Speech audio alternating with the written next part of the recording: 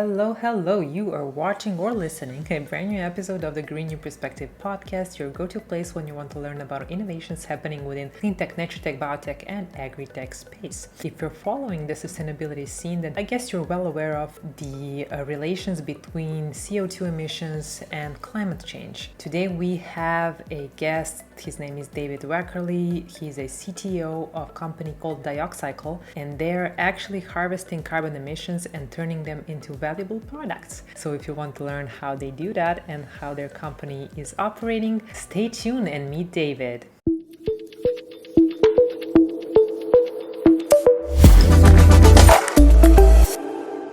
Hi, and welcome to the Green New Perspective podcast, David. Hi, thank you so much. It's an honor to be here. Can you tell me more about carbon emissions? They're a huge global issue. So how is your company working to address this challenge? Yeah, of course. So at Dioxycle, we make technologies that can produce sustainable chemicals at affordable prices. And just to give you some context there, production of chemicals, the commodities that we use every day, generates huge volumes of emissions. We're talking on the millions and millions of tons per year for every given chemical. And what we do at Dioxycle is we find a way to decarbonize the production of one chemical in particular, which is ethylene. So ethylene is the world's most used organic chemical. It is currently produced through a very carbon intensive process called steam cracking. This is where you take some fossil fuels, you heat them up like crazy, hundreds and hundreds of degrees until you crack the fossil fuels down into something called ethylene. That process produces hundreds of millions of tons of CO2 every year.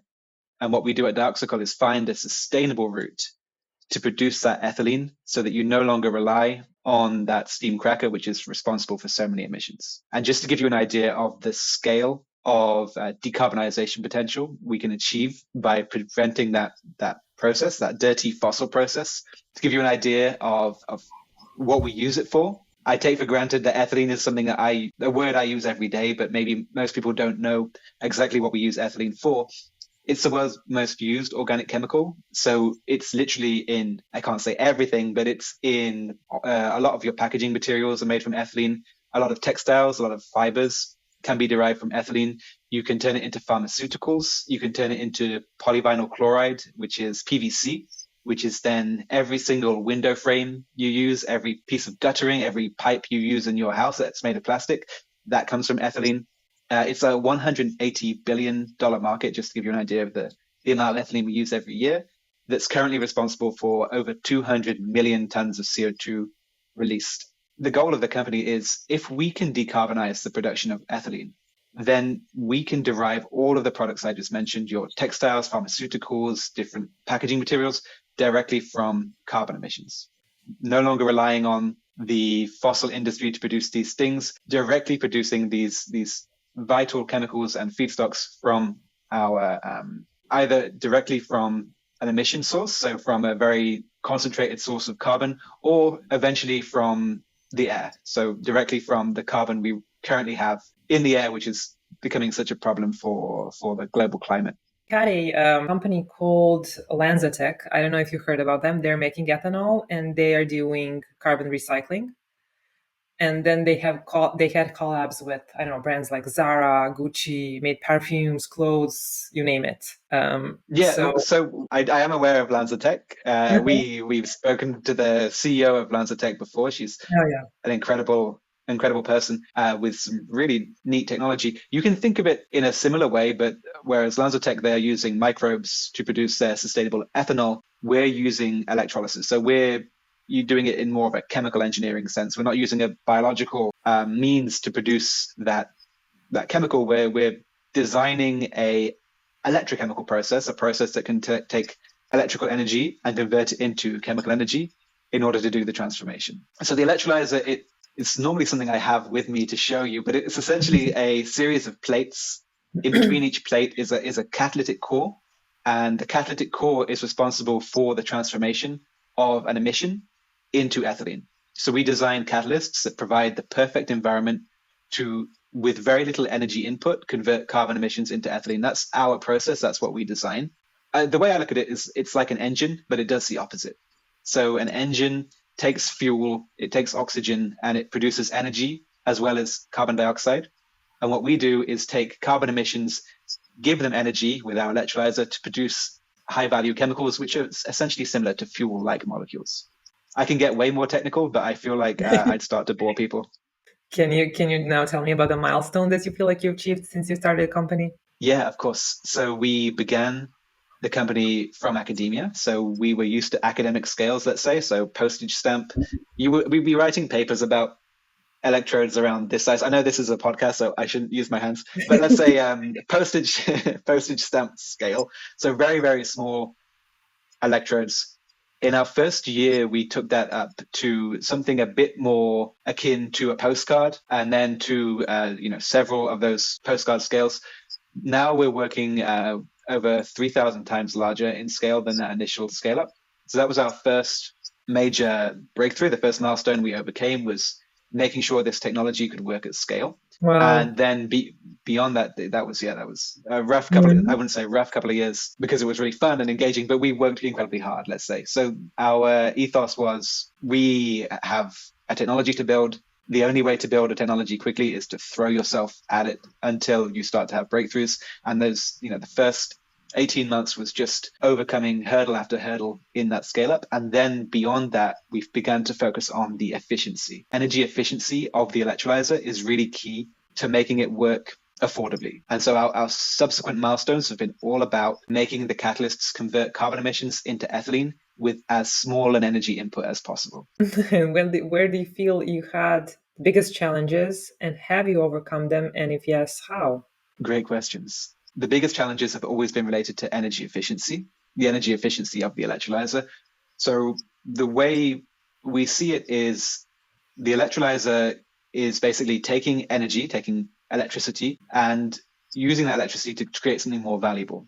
If you give me, let's say, $50 worth of electricity, I have to use that $50 worth of electricity to create, let's say, $80 to $100 worth of ethylene. And the more efficient the catalyst, the more ethylene we can make with that electricity. If our catalysts aren't efficient and you give me $50 of electricity, I turn that into, let's say, $40 of ethylene. I don't really have a working business model in that case. All of the challenges have been about increasing the energy efficiency of that process so that we can make as much ethylene per unit of energy we put into the electrolyzer. It's really the team. It's really the team of process engineers, chemical engineers, and chemists, research chemists, all working together, informing each other of what isn't possible, and supporting each other essentially. Throughout that process, it's led to these breakthroughs we've had in energy efficiency. And did you have any collaborations? Not right now. No, we kept everything internal.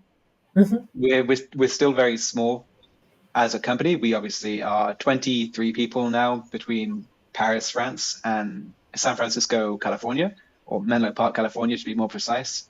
To be honest, have been just focused on internal milestones, improving what we've developed so far, pushing the technology to its limit before we begin facing a more external collaborative environment to begin the next stage, which would be the industrialization, commercialization of the technology. And have you thought about how you're going to promote your product or the services? We don't do much promotion, let's say, because we are more focused on a few of the biggest emitters in the world, providing the technology directly to them.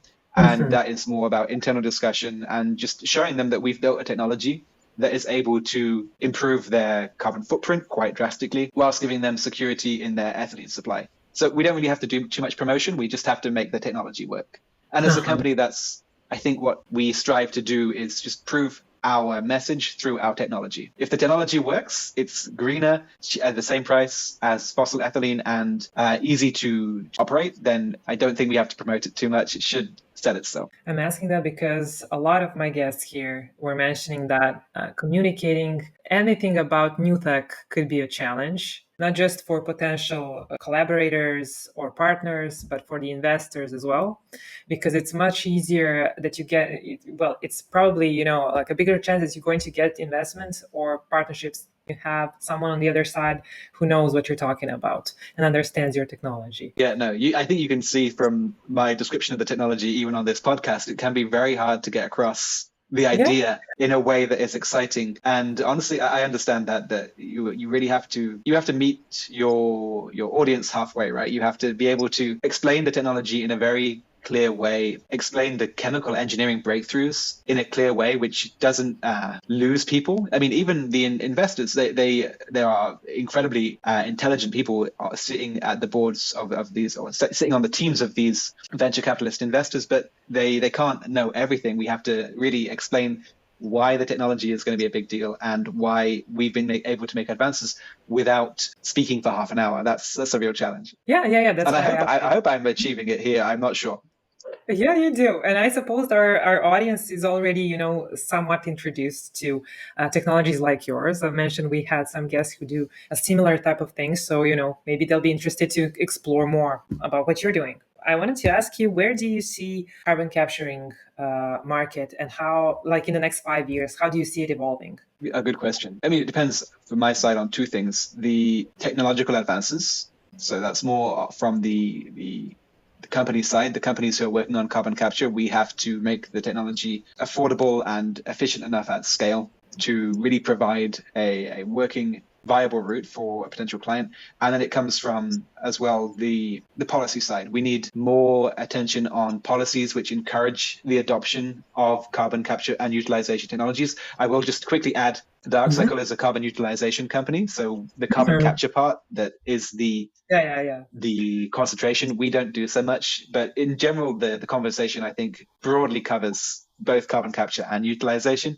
We need policy in place that can support the adoption, the rollout of this technology, because there's a cost curve to everything. The cost of producing our technology at this stage is higher than the cost of producing some fossil powered technology, some very well established TRL9 technology we can't compete with. So we need policy in place to help us with the rollout in order to basically make us for now competitive with the fossil alternative, which will give us the time we need to bring down all of the costs of our technology, which will eventually allow us to displace that fossil equivalent. And do you I see could that go happening? into, I see it happening in the US right now. We're still waiting to hear from the EU's response. So Dioxycle is between the US and France. So we have one lab in Paris, France, one lab in Menlo Park, California. So we're equally interested in the policy on either side. The EU hasn't provided as clear, but from our perspective, a guideline for carbon utilization technologies compared to the US. Because in the US, you have the 45Q tax credit, which gives you a set value for every ton of carbon you utilize. And with that, you can build some very nice financial models, begin to work out exactly where and how you're going to be profitable as a carbon utilization company. In the EU, we don't quite have the mechanisms in place to do that right now. That's somewhere where, as a company, we are we're currently working on and trying to push as hard as we can, lobby as hard as we can on the European side too. Because again, this global warming, climate change is everybody's problem. So we really need to see the policy in all countries work towards supporting this utilization technology. Otherwise, we are going to need more time to get it off the ground. And if the lobbying part works, where do you see the Oxycycle in the next 5 years? How do you see the company evolving? Dioxycle right now is in the pre-industrialization stage. So we are validating the final technological milestones we need to achieve in order to say this technology not only is producing sustainable ethylene, but it's producing that ethylene at a price point which can compete with fossil fuels. At the same time, we're building our first industrial demonstrator of the technology. So that will be one that will be representative of what the technology is going to look like at the industrial scale. We're working on that right now. Obviously, there will be some bumps in the road along the way, but provided that goes well over the next year or two, we will begin rolling out that technology onto potential client sites, proving the technology works, obviously monitoring that technology in order to continually improve the efficiency of the conversion process until we are, I don't want to say until global domination because it makes us sound evil, but until until this technology is really just displacing the fossil alternative. That's our goal. We want to stop those millions of tons of CO2 emissions every year from ethylene production. And in 5 years' time, if we've got 1% of the way there, we will be very happy because that already represents a huge number of CO2 emissions every year. Hopefully, we're And like 100% of the way there, but obviously, we have to be realistic with our goals. if we had a person who wants to start a company and wants to make an environmental impact from what they're doing, what advice would you give to them? All right, great question. From my side, and I think we touched on it just a second ago, but it's technology and team. Number one, the most important thing for any startup is that you have a technology that is working better than any alternative. You need to focus on technological development in order to achieve your milestones. You show consistent progress on improving the technology, and in the end, offer technology to decarbonize that really offers a financial advantage. And that's what we've focused on from the very beginning. And the way you can build a more efficient technology is by hiring an incredible team. And I can't speak highly enough of the team we have at Dioxycle. And in particular, my co-founder has been incredible at finding profiles from all over the world and just bringing them into the team at Dioxycle. And that's key. Having a motivated, skilled, passionate team with a technology that is progressing it's a great feeling. Let's put it that way. It's a roller coaster. There'll be times where it's tough, and you have to just push through a number of brick walls head first. And that job, that if I can complete that metaphor, that whole pushing yourself through a wall is a lot easier when there are 20 of you all pushing in the same direction with all their force, compared to, you on your own slamming your head against the wall.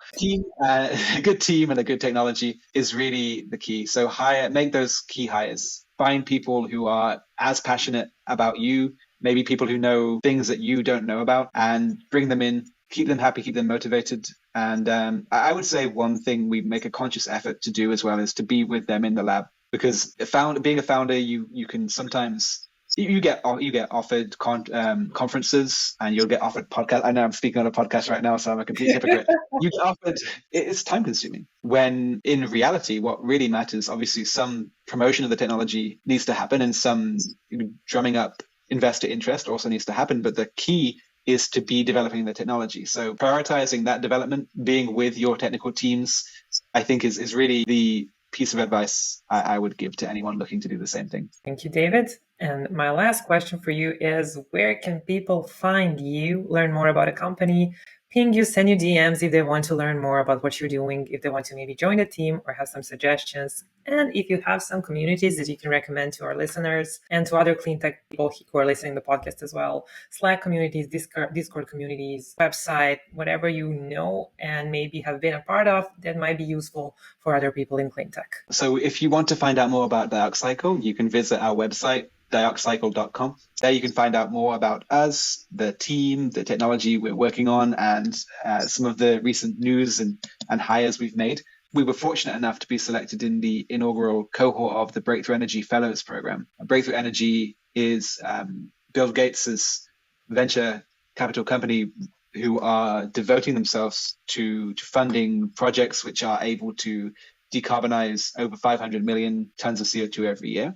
And the Fellows Program is a really great starting point for any company looking to get a climate innovation off the ground, out of the lab scale into a real company. So there's a really strong community there, which I would encourage anyone with a new idea to look into and apply to. There's also My Climate Journey is a podcast, which is very, very good for finding out new ideas. Obviously, there's this podcast that I will plug as well. I'm not sure. All podcasts are equal. I didn't want to plug one over the other. And in general, it's been really useful for us is just as soon as you get into the climate tech conference space, you'll meet a number of other equally enthusiastic founders, the perfect peers to have in this environment, because being in a startup is the beginning of a startup in particular is incredibly hard, and you're having problems that most people haven't faced before. It isn't something you'll find a YouTube tutorial that can solve. And just going to the conferences, like for example, ARPA-E is a conference in the US run by the DOE that is full of founders looking for government funding, looking for government contacts. And that's a great community to get involved with. But I was formerly a researcher at Stanford, and they also have an incredible community over there who are all looking at new ways, new technologies to decarbonize. And I recommend anyone there going to looking at some of their publicly available resources. Some of their lectures that they have there are from founders or from climate visionaries who are really pushing the boundaries of what is possible with climate tech. So I think I couldn't recommend that space enough. Thank you, David. Yeah.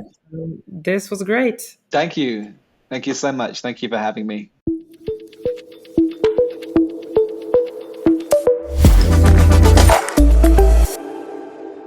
Well, we've come to an end of this episode of the Green New Perspective podcast, sponsored by New Perspective, a Boston-based marketing agency working with Cleantech clients only. So if you want to learn more about our sponsor, check out the info in the description of this episode. And if you want to give us a boost, consider following us on socials, subscribing to our podcast on your favorite streaming platform, leaving us comments and reviews. We really appreciate that. Hopefully you enjoyed this episode, and I see you in the next one. Bye.